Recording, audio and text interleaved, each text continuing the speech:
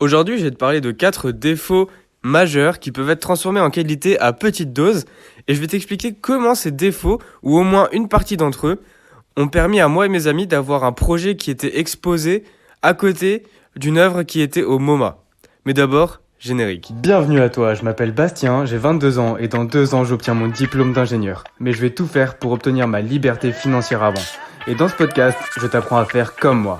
Je te parle de business en ligne, d'investissement et de tout ce qui peut t'apporter de la valeur. Ton nouvel épisode commence maintenant.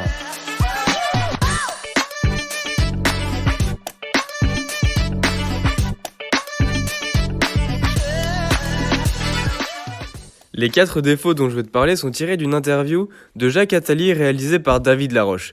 Je ne sais pas si tu connais ces deux personnes, mais Jacques Attali, c'est quelqu'un d'extrêmement sage qui a été conseiller de président, qui a été professeur, qui a été écrivain. Il a fait énormément de choses, aussi chef d'orchestre, pardon. Et David Laroche, c'est un entrepreneur qui a motivé énormément de gens. Il a interviewé des centaines et des centaines d'entrepreneurs à succès qui ont réussi, qu'ils soient français, américains, etc. Et de là, il en a tiré énormément d'informations et il te partage tout ce savoir, toute cette motivation. Il est coach aussi, conférencier. Bref, ce sont deux grandes personnes. Et dans cette interview, Jacques Attali donne 4 défauts majeurs qui, à petite dose, se trouvent être des atouts, des qualités. Et je vais te parler de mon expérience personnelle avec des amis. En fait, on a réalisé un projet au sein de notre DUT, donc diplôme universitaire technique. C'est ce que tu fais avant l'école d'ingénieur quand tu veux passer par la petite porte pour pas faire une prépa. C'est les malins qui font ça. Et on a fait un projet autour de l'humanitaire, de l'écologie, parce qu'on voulait pas sélectionner les projets qui étaient déjà préfaits, préchoisis par nos enseignants. On voulait en faire un nous-mêmes. Et un ami à nous avait une idée de faire un genre de véhicule pour transporter de l'eau en Afrique, pour aider les personnes qui doivent transporter l'eau sur leur tête. Tu sais, tu as sûrement déjà vu ces photos avec des femmes qui ont des seaux d'eau sur la tête pour transporter l'eau. Eh bien nous, on voulait remplacer ces seaux d'eau par un petit véhicule fabricable sur place pour pour transporter l'eau. Et nous, on voulait le faire. Ça nous tenait vraiment à cœur. On a réuni 8 personnes pour le faire. Donc on devait faire un prototype. Et on s'est cassé la tête pour savoir quel matériau on allait prendre, quel procédé on allait utiliser. Et au final, on a choisi de faire une structure en bambou avec des jonctions en impression 3D. Car il s'avérait qu'en Tanzanie, donc le pays sur lequel on s'est basé pour notre étude de cas, il y avait un grand développement des impressions 3D, des imprimantes 3D, et surtout, il y avait une volonté de partager le savoir de l'impression 3D dans les écoles pour pouvoir créer des outils, créer des pièces qui seraient beaucoup plus compliquées et beaucoup plus chères à produire dans un autre matériau. Et là, c'était rapide, c'était simple, c'était reproduisable. Donc, on a décidé de faire bambou impression 3D. Et ça faisait un côté innovant. Maintenant, je vais te parler des défauts. Le premier défaut auquel on a été confronté, c'est la mégalomanie. La mégalomanie, c'est la volonté de voir grand. À grande dose, donc, c'est dangereux, tu deviens comme Napoléon, tu veux tout conquérir. Mais nous, on voyait grand pour notre projet. On avait de grandes ambitions, on voulait aller loin et on voulait être utile. Donc, ce premier défaut, pour nous, c'était vraiment un moteur. C'est ce qui nous a donné envie de passer à la radio, d'être exposé dans un... non, ça c'était un concours de circonstances, d'être exposé dans une exposition entrepreneuriale. Mais notre volonté, c'était vraiment de passer à la radio, que les gens le sachent. En plus, ça nous rapportait de l'argent, car l'université nous payait lorsqu'on médiatisait notre projet. Mais même, on voulait pouvoir, d'ici quelques années, en avoir plusieurs sur place en Tanzanie, plusieurs pour aider. Et bon, au final, ça s'est un peu moins bien passé que ça, mais quand même, c'était notre moteur, on visait grand. Le deuxième défaut, c'est l'hypocondriaque. Donc, l'hypocondrie, c'est-à-dire toujours avoir l'impression d'être malade. Et nous, c'est un peu ce qu'on avait dans le sens où on avait toujours l'impression qu'il y avait un petit truc qui allait pas dans notre projet. Alors ça peut être à double tranchant. Tu peux passer du côté perfectionniste et toujours vouloir le parfait, mais sans jamais l'atteindre et donc ne jamais proposer quelque chose. Mais nous, ça fait qu'on passait énormément de temps en plus sur notre projet. Vraiment, on faisait en sorte de bien le construire, on faisait en sorte qu'il soit bien fonctionnel, de le tester. Et vraiment, on était soucieux du moindre défaut possible de notre projet. On voulait vraiment qu'il marche. On avait vraiment de l'ambition. Le troisième défaut, c'est la paranoïa. La paranoïa, c'est à petite dose le doute. Mais le doute est l'analyse du risque. Ça veut dire que tu vas toujours rechercher le risque. Tu vas toujours réfléchir au risque, au potentiel. Et nous, c'est ce qu'on faisait aussi sur notre projet. Donc on se disait beaucoup et si. Et si là ça tient pas. Et si sur la route il y a un creux. Et si la route elle est déglinguée. Et si personne ne veut notre projet. Et toujours ça nous forçait à trouver des solutions. D'autant plus qu'on était 8. Donc 8 cerveaux à toujours carburer, discuter. Crois-moi que tu en trouves beaucoup des problèmes, mais tu trouves aussi beaucoup de solutions. Et enfin, le dernier défaut, c'est la mythomanie. Donc la mythomanie, on est d'accord que c'est un des pires défauts possibles, car personne n'aime quelqu'un qui ment. Personne va avoir de la sympathie pour quelqu'un qui lui a menti. Et une fois que tu as menti à quelqu'un, le lien est brisé. Et on sait que ça peut apporter beaucoup de problèmes, notamment pour la personne qui ment, car au final, elle croit à ses mensonges. Mais à petite dose, ça permet juste d'enrober ses projets, d'enrober ses idées pour mieux les faire accepter par les autres. Et là, c'était mon côté. J'étais chargé de la communication en gros et du partage. Comment dire? Ouais, je m'occupais de la médiatisation, des présentations, de tout ce qui était pitch du projet. Pendant que d'autres étaient beaucoup plus techniques avec de la conception 3D, moi c'était pas trop mon fort.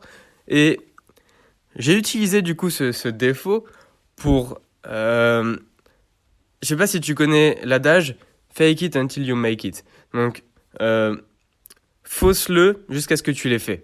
Fais comme si jusqu'à ce que tu l'aies fait. Et du coup, je l'ai beaucoup utilisé avec un ami et on essayait de vendre notre projet à chaque fois pour récolter de l'argent pour pouvoir construire notre projet. Mais on était toujours dans le fake it, c'est-à-dire on disait qu'on avait déjà bien commencé alors que non, on avait besoin de l'argent qu'on était en train qui allait être débloqué suite à cette présentation pour commencer, pour réaliser notre projet. Et donc, il fallait qu'on soit persuasif, mais surtout qu'on vende notre idée. Et pour vendre une idée, c'est important d'être un peu mythomane pour bien l'enrober, pour la rendre plus agréable et surtout pour la faire scintiller dans les yeux des interlocuteurs. Il faut que ça les fasse vibrer. Et donc la mythomanie, à petite dose, c'est très utile pour permettre de réaliser tes projets. Et attention, il ne faut pas faire de fausses promesses, il faut les tenir, mais tu peux un petit peu modifier la réalité, c'est toujours utile. Grâce à ça, on a pu passer en radio. Donc on avait, je crois, 300 € de la part de l'université si on arrivait à médiatiser notre projet. Donc au culot, je suis allé voir des personnes de la radio pour leur demander si ça les intéressait. Et là, du coup, forcément, j'ai un peu j'ai un peu enrobé le projet dans le sens où j'ai dit que c'était donc un véhicule qui allait être imprimé en 3D, réalisé 100% sur place. Mais ça, c'était réel. Mais c'est surtout que on disait que dès l'été, il sera disponible en Tanzanie pour les essais, alors que pas du tout. On était super loin d'avoir fini notre projet. Mais il fallait que les gens y croient pour que les gens adhèrent. Et on savait que nous, c'était qu'une question de temps. On savait qu'on allait y arriver, mais on savait juste aussi que à l'été, c'était pas possible. Mais pour que ce soit proche, sensationnel, il fallait avoir une date proche. Donc, on a vendu notre projet pour l'été. Et à la radio, ça s'est bien passé. Les gens étaient contents, les gens étaient impressionnés, mais impressionnés dans le sens où c'était pas envers nous, c'était envers l'idée. Ils trouvaient que c'était une bonne idée, et nous aussi, on trouvait que c'était une bonne idée, mais à aucun moment, on a voulu avoir l'ego de s'accaparer l'idée. On avait juste l'idée, on voulait qu'elle se réalise. Et c'était ça le plus important. Au final, notre projet, on n'a pas pu le finir. L'année s'est finie avant. Mais fort heureusement, les années suivantes, donc les anciens premières années qui passaient deuxième année et nous qui quittons le DUT, il y a eu un roulement et on a passé le flambeau à d'autres personnes. On espère maintenant que le projet se porte bien. Et à savoir que même s'il n'était pas fini, ça a tellement plu à des gens, ça a tellement plu qu'on a eu la proposition d'être exposé dans un salon de l'entrepreneuriat. Et notre projet a donc été exposé juste à côté d'une œuvre du MoMA. Donc le MoMA, je ne sais pas si tu connais, c'est un grand musée, un immense musée dans la culture en général, la culture internationale, à New York. Et on a eu la chance d'avoir une œuvre qui était exposée juste à côté de nous. C'était un, un genre de pissenlit, ouais, une espèce de pissenlit géant, donc pareil en bambou et en résine, si je ne dis pas de bêtises. Et en gros, l'objectif de ce pissenlit était d'être sur les champs de mines, porté au gré du vent, et de déclencher toutes les mines pour déminer un terrain. Et on trouvait l'initiative incroyable et on était fiers et heureux de pouvoir être exposé à côté d'une œuvre comme ça, d'une œuvre d'une telle ampleur. C'était pas une œuvre euh, qui était juste belle, c'était sa fonction qui l'a transformée en œuvre et on trouvait ça incroyable. Nous qui voulions créer un objet utile, qui voulions apporter de l'aide, être à côté d'une œuvre comme ça donnait beaucoup de crédibilité à notre propre projet. Et sans ces 4 défauts, donc sans la mégalomanie qui nous a donné envie de viser grand, et on pensait pas aller aussi loin qu'être exposé à côté d'une œuvre comme ça. Donc la mégalomanie pour agir en tant que moteur. Ensuite, l'hypocondrie, donc pour toujours vouloir se respecter soi-même, mais surtout avoir l'impression d'être malade dans le sens où on a l'impression qu'il y a toujours quelque chose qui va pas, ça donne toujours le moteur pour corriger.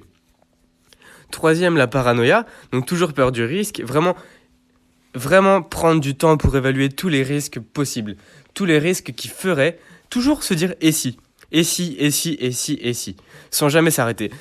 On peut passer pour quelqu'un de fou, on peut passer pour quelqu'un de très lourd, mais sans ces questions, sans ces et si, eh bien, ton projet a beau être incroyable, au moindre pépin, tu l'auras pas anticipé et ça va foirer.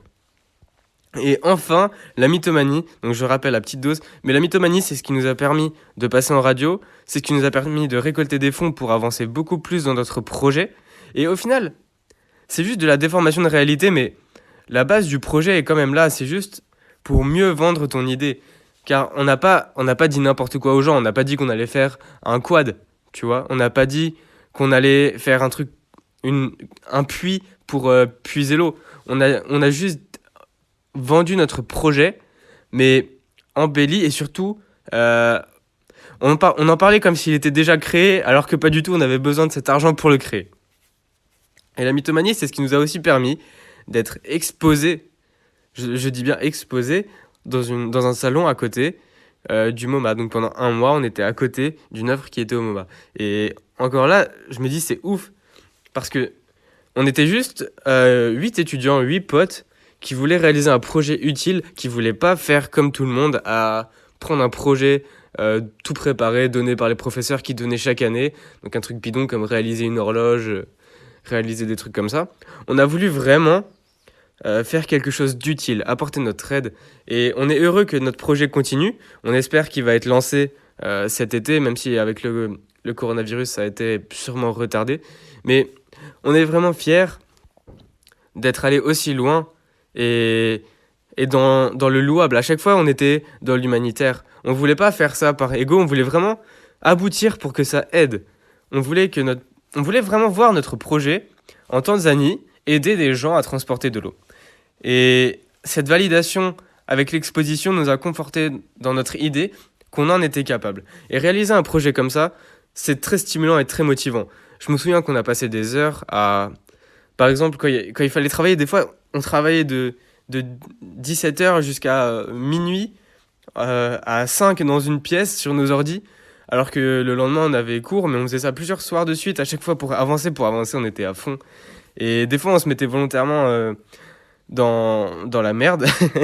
Par exemple, pour la radio ou pour l'expo, on avait signé dans le sens où notre projet allait être exposé, mais on l'avait pas fini. Du coup, il fallait absolument le finir et on se mettait dos au mur.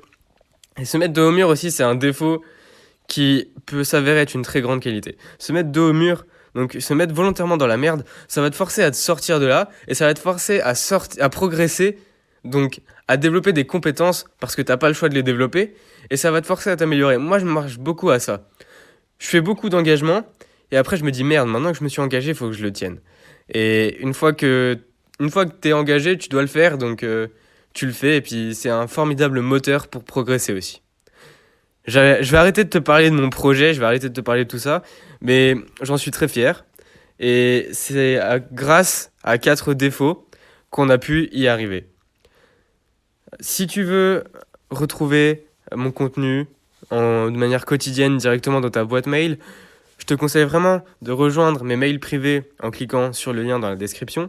Ça va te permettre d'avoir un contenu par jour, donc un mail par jour avec des expériences, des anecdotes comme celle-ci, des conseils, tout ce qui peut t'apporter de la valeur dans tes business, investissements, mindset, vie personnelle, vie professionnelle. Et directement dans tes mails, tous les jours, t'as juste à t'inscrire en mettant ton adresse mail, je m'occupe du reste. Tu peux aussi rejoindre la bibliothèque secrète du succès, donc le seul club de lecture qui t'envoie tes livres directement dans ta boîte mail aussi. Chaque début du mois, je t'envoie un livre gratuitement. Et tout ça pour le prix d'un café. Tu payes un abonnement de 4 € par mois et tu reçois chaque mois un livre sélectionné avec soin directement dans ta boîte mail. C'est des livres qui ont une valeur de plus de 20 € et pour seulement 4 € tu les as. Et ils sont à toi, tu en fais ce que tu veux après, tu les as à vie. On se retrouve sinon demain dans un prochain podcast. C'était Bastien, salut.